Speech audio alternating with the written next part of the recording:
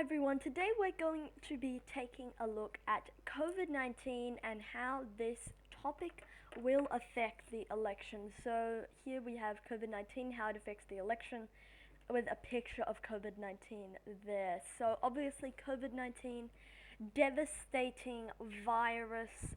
Obviously, everyone knows about it already. But yeah, devastating virus, and my heart does go out to anyone who has lost loved ones through COVID 19.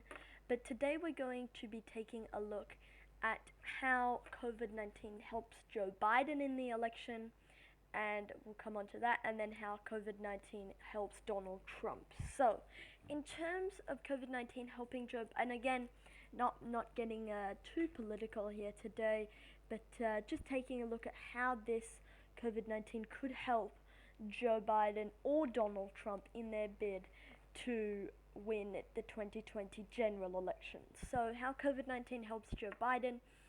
So, I think Biden can point out Trump's very poor handling of the crisis. So, for example, there's not enough equipment. He was threatening to, fire Dr. Fauci, Anthony Fauci, who's one of the medical experts in the Trump team. Clearly something that Joe Biden can point to. He doesn't have the baggage of maybe what a normal incumbent president might have, but yeah. So, and also what Joe can do is that if the economy's not doing well, Trump. The funny thing is that Trump always likes to take credit for the economy when it's going well, and then when it's not going well, there's a lot of people to blame. So that's the big thing about the economy. But Joe Biden can say to Trump, why is the economy going poorly? You are taking credit for it going all well in the beginning of your presidency, and now seems to be someone else's to blame. So that's not the best. That's not the best look for Trump, and it could be a winning argument for Joe. That's one I haven't got here. Okay, so in terms of Biden, not he can the logistical aspects. He can blame Trump for not enough equipment. The economy, threatening to fire Dr. Fauci. There's a lot of flaws in Trump's handling of coronavirus. But in terms of how COVID-19 might actually help Donald Trump in ahead of Joe Biden, so main reason would be the wartime president aspect. So during a war, the incumbent president almost always gets a bounce in their popularity because people want to rally around the president in order to, win the war, right? Excuse me, I'm just having some water.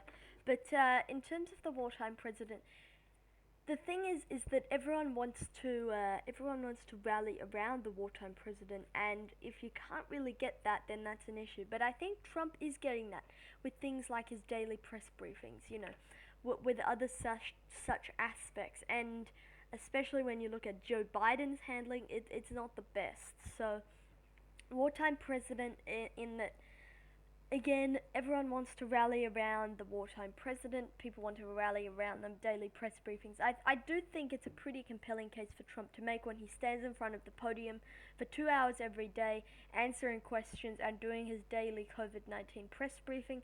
I do think that helps him, right? Millions of people tune into those press briefings to know, like, is it safe to go outside? By the way, it is not safe to go outside. Please do not go outside. Other areas. Is it, do I need to wear a face mask? By the way, you should be wearing face masks if you have one. That there's a lot of areas where Trump is able to get that wartime president bump.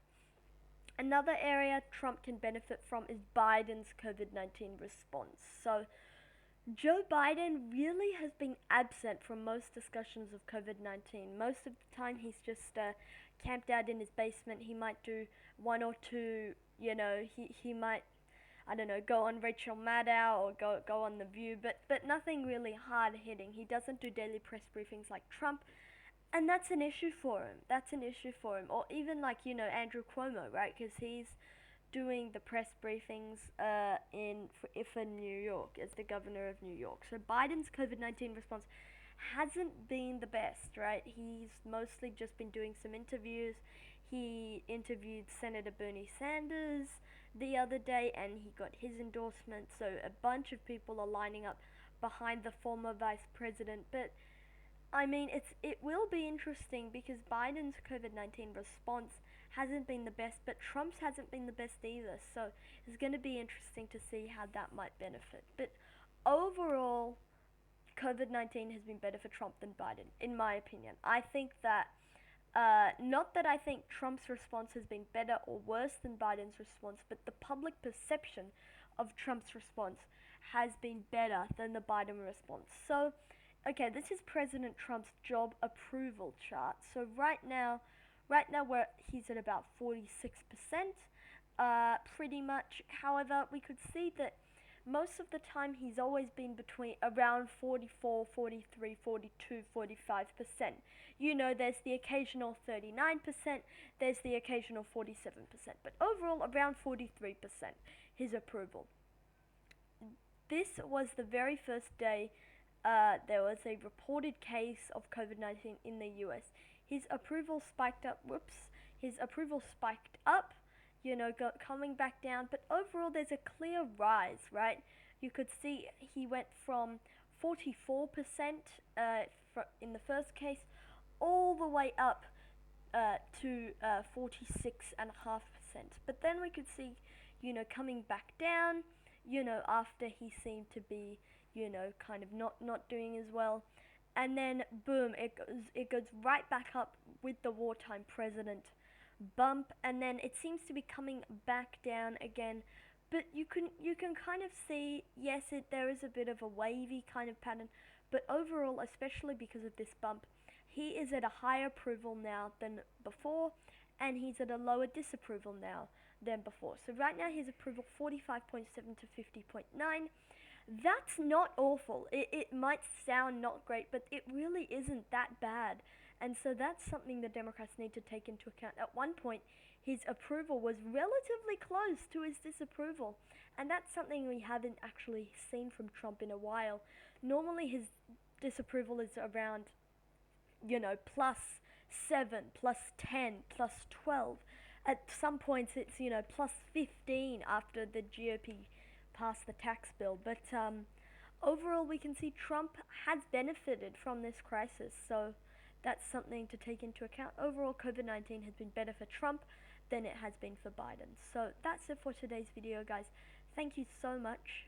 Okay, thank you so much for watching, and I want to see you all in the next video. Thank you and good night.